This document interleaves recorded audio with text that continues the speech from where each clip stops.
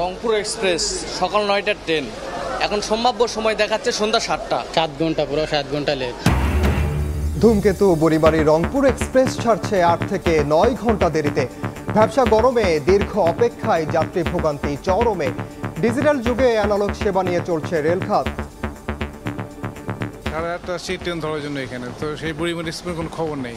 সকাল 7টায় আসছে। আসার পর দেখছি যে ট্রেন 5 ঘন্টা 6 ঘন্টা লেট। ট্রেনের তো কোনো কর্তৃপক্ষের কোনো দায়িত্ব মানে এরা নিতে পারে না। স্টেশন কর্তৃপক্ষ আমাদের মেসেজ বা কোনো একটা মোবাইল বা নোটিফিকেশনের মাধ্যমে জানাই দিতে পারতো। 10 ঘন্টা 5 ঘন্টা বিলম্বিত হয়।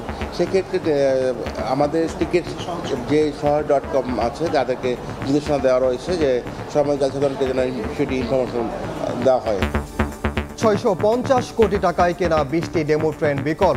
কেনার সিদ্ধান্ত ছিল ভুল, স্বীকার করলেন ডিজি। ভবিষ্যতে কি প্রয়োজন হবে সেই জিনিসটা তাদের ওই সময় বিবেচনা করার দরকার ছিল। আমাদের ওয়ার্কশপের সঙ্গে আরও বিকল্প কিছু ব্যবস্থা করা যায় কিনা সেই বিষয়টা ওইভাবে সবাই চিন্তা করা হয়নি। দেখছিলেন প্রধান শিরোনাম। দুপুরের সময় সঙ্গে আছি আমি ওমর ইনান। এবার অন্যান্য শীর্ষ সংবাদ।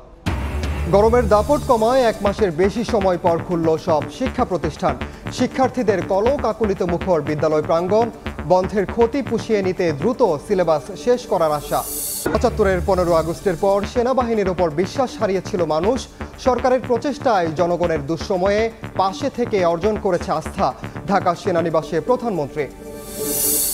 আইন ভেঙে হাইটেক পার্কের 1100 কোটি টাকার 14টি আইটি প্রকল্পে দরপত্র মূল্যায়ন কমিটি। প্রকল্প পরিচালক নিজেই হলেন কমিটির সভাপতি।